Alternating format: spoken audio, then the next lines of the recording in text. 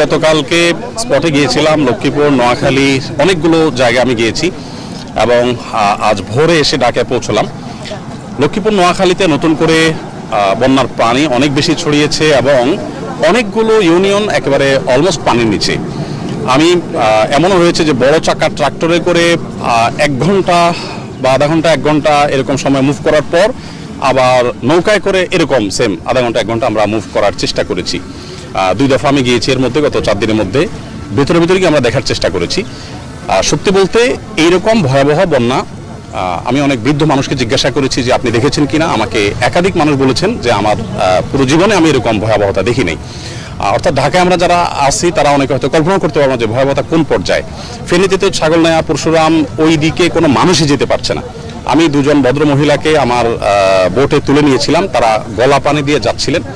তাদেরকে ডেকে তুলে আমি বললাম যে আপনাদের অবস্থা দেখে মনে হচ্ছে আপনারা অনেক কাহিল এবং হাঁটছেন অনেক সময় ধরে। আমাদের বোট থেকে কিছু মানুষ নামিয়ে তাদেরকে তুললাম, বললাম যে আপনাদের সমস্যা কি। বললেন যে আমার মা, ওনারা পরশুরাম বা ছাগলনাইয়ার মানুষ, বললেন যে আমার মা গত 5 দিন যাবত তার কোনো নিউজ পাচ্ছি না। আমরা ভাই বোন ঢাকা থেকে আসছি, মহিপালে একটা হোটেলে উঠেছি, প্রতিদিন সকালে আমরা পানি দিয়ে হাঁটি, আবার দুপুরের পর আমরা ব্যাক করি, ওইদিকে যেতে পারি না, এমন ভয়াবহ অবস্থা। তো সেখানে আমরা মনে করেছি ত্রাণ তৎপরতা বোধ হয় আস্তে আস্তে আমরা কমায় ফেললে হবে, কিন্তু নতুন করে বিভিন্ন জেলা প্লাবিত হওয়ার পর আমরা দেখলাম যে না, এটা আরো বাড়াতে হবে বরং। এবং খাবারের জন্য এমন হাহাকার যে আমি অন্তত এরকম ভয়াবহতা, মানুষের হাহাকার এরকম আমি আর দেখি নাই। আপনারা দেখছেন আসন্না ফাউন্ডেশন থেকে আমরা এখানে ত্রাণগুলো রেডি হচ্ছে। প্রতিদিন 10 থেকে 15, 16টা পর্যন্ত কাভার্ড ভ্যান ভর্তি করে আমরা মালগুলো পাঠিয়ে দিচ্ছি। দুর্গম যেখানে আমরা যেতে পারছি না সেখানে সেনাবাহিনীর কাছে আমরা মাল দিয়ে দিচ্ছি, ওনার সাথে সাথে পৌঁছায় দিচ্ছেন। আর আমাদের টিমের সদস্যরা যত ভেতরে যাওয়া সম্ভব প্রত্যেকে কলার ভেলায় করে বিভিন্নভাবে ভিতরে যাচ্ছে। আমরা নতুন করে জেনারেটর দিয়ে যে সমস্ত বাড়িতে পানি উঠছে না সেখানে পানি ওঠার জন্য আমাদের ভাসমান ইয়েতে চাকার উপরে টায়ারের উপরে জেনারেটর নিয়ে আমরা সেখানে পানি উঠানোর ব্যবস্থা করছি। মোবাইল চার্জ দেওয়ার জন্য জেনারেটর নিয়ে গেছি আমরা, এসি আমাদেরকে 3টা জেনারেটর দিয়েছে, আমাদের নিজস্ব জেনারেটর আছে, আরও ভাড়া নিচ্ছি আমরা। এগুলো দিয়ে আশ্রয় কেন্দ্রগুলোতে যারা মোবাইল চার্জ দিতে পারছে না তাদের মোবাইল চার্জের ব্যবস্থা করছি। এবং নিডগুলোকে খুঁটে খুঁটে যে মানুষের কোন কোন নিডটা সব ইম্পর্টেন্ট অথচ কেউ টাচ করছে না, আমরা সেগুলোকে ফিল আপ করার চেষ্টা করছি।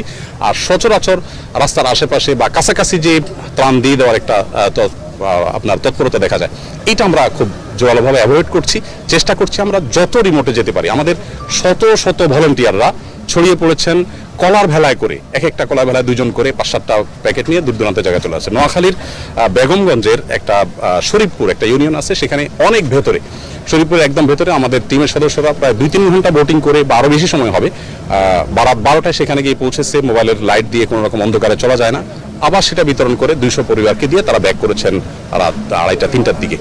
তো এইভাবে কাজ আমরা করছি। আমাদের এখনো পর্যন্ত কত টন মালামাল আমাদের কেনা হয়েছে পারচেসিং? প্রায় 1500 টনের কাছাকাছি। প্রায় 1500 টনের কাছাকাছি মালামাল আমাদের কেনা হয়েছে। আর আমাদের যে 10-25 কেজি করে চাল আমরা দিব, ওইটা তো এখনো আসে নাই। না, ওটা আসে না, ওইটা সামনের সপ্তাহে। তার মানে ওইটা সহ যদি হয় তাহলে আমাদের এখন 2500 টনেরও বেশি মালামাল আমাদের পারচেস ধরতে পারেন যে হয়ে গেছে, কারণ চালেরটা অর্ডার হয়ে গেছে, পেমেন্ট শুধু বাকি আছে হয়তো, আর বাকি এগুলো কেনা হয়ে গেছে। তো আমাদের 2500 মেট্রিক টনের লক্ষ্যমাত্রা, 5000 পরিবারকে পুনর্বাসন করা, ঘর তৈরি করে দিয়ে এবং কৃষকদেরকে ক্ষতিপূরণ দেওয়া, এর পাশাপাশি যারা ক্ষুদ্র ব্যবসায়ী তাদেরকে পুঁজি দেওয়া বা দাঁড়াবার জন্য, মৃত মানুষ যারা মারা গেছেন এই ইয়েতে বন্যায় তাদেরকে পরিবারকে দাঁড়াবার জন্য ব্যবস্থা আমরা করে দেওয়ার জন্য ব্যাপকভাবে উদ্যোগ গ্রহণ করব ইনশাআল্লাহ। আর্থিক পরিমাণটা কেমন পেয়েছেন আপনারা? অনেকে বলছে যে একদিনে 20 লাখ টাকারও বেশি আপনাদের এখানে এসেছে। দেখুন, আসলে একদিনে ঠিক বরাবর কত টাকা আসছে এটা হিসাব করে বলা সম্ভব না। কেন সম্ভব না? ব্যাংকে যে টাকাগুলো আসছে এই টাকাগুলো পোস্টিং হচ্ছে, আপডেট হচ্ছে, সময় লাগছে। আমাদের অনলাইনের টাকাগুলো আমরা সাথে সাথে বলতে পারছি, কিন্তু যেগুলো ব্যাংকে জমা হচ্ছে বা ক্যাশ জমা হচ্ছে এগুলো মুহূর্তে মুহূর্তে আমরা আপডেট দিতে পারছি না। তবে আমরা লক্ষ্যমাত্রা ঠিক করেছি, 100 কোটি টাকার কার্যক্রম আমরা এই বন্যাকে কেন্দ্র করে করবো ইনশাআল্লাহ, এটা আমাদের প্ল্যান। তো এখনো পর্যন্ত যেটুকু হয়েছে সেটা সম্ভবত আমাদের লক্ষ্যমাত্রার খুব কাছাকাছি না হলেও, মানে খুব বেশি দূরে না হলেও, লক্ষ্যমাত্রা না হলেও তার কাছাকাছি পৌঁছে গেছি আমরা। ধরেন আমাদের 100 কোটির তো প্ল্যান, আমাদের বিশ্বাস ইনশাআল্লাহ যে 2-4-5 দিনের ভিতরে আমরা 100 কোটি টাকার জন্য আমরা ফুল ফেজে কাজ শুরু করতে পারবো, মানে এই টাকা খরচের জন্য আমরা কাজ শুরু করতে পারবো। ধন্যবাদ। এখানে তো আসলেন, মানে পরিদর্শন করে এবং সার্বিকভাবে কি মনে হচ্ছে, আপনার অভিব্যক্তিটা একটু বলেন। না, প্রথমত ধন্যবাদ শেখ আহমদুল্লাহ ভাইকে আমাকে এখানে আমন্ত্রণ করার জন্য। বেশ কয়েকদিন আগে ওনার সাথে কথা হচ্ছিল, তো পরে উনি আমাকে এখানে আমন্ত্রণ জানালেন। আলহামদুলিল্লাহ আজকে এখানে এসে এটা প্যাকেজিংয়ের এটা দেখলাম এবং আলহামদুলিল্লাহ ওনার সাথে কথা বলে যতটুকু বুঝলাম যে মানুষের জন্য উনি যতটুক সম্ভব তার চেয়ে বেশি করার চেষ্টা করে এবং ওনার যে সংস্থা যে কাজগুলো করছে এবং এরা মানে আনবিলিভেবল এবং সর্বস্তরের মানুষ যেভাবে এসে ভলেন্টিয়ারের কাজ করছে এটা খুবই সন্তোষজনক। আপনি যেহেতু এসেছেন এরকম একটি উদ্যোগে, নিশ্চয়ই আপনারও অংশগ্রহণ থাকবে, সেই বিষয়টা একটু জানতে চাচ্ছিলাম।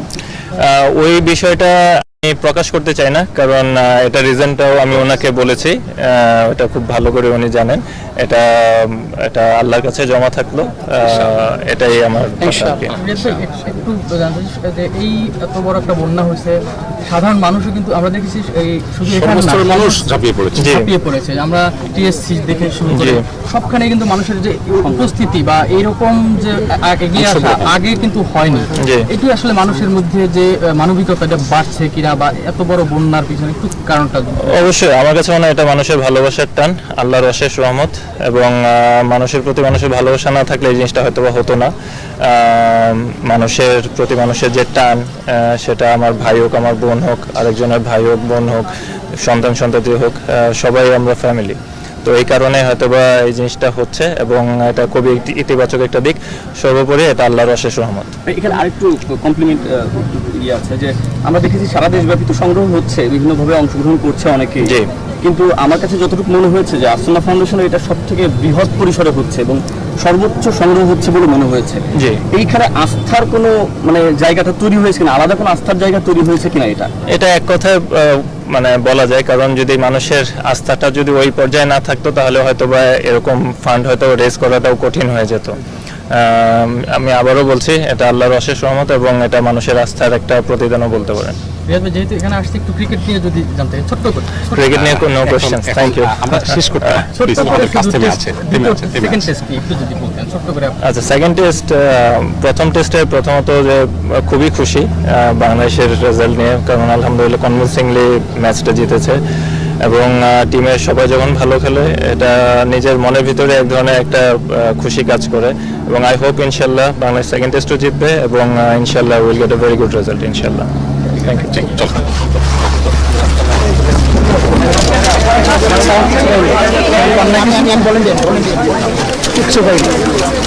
তাইলে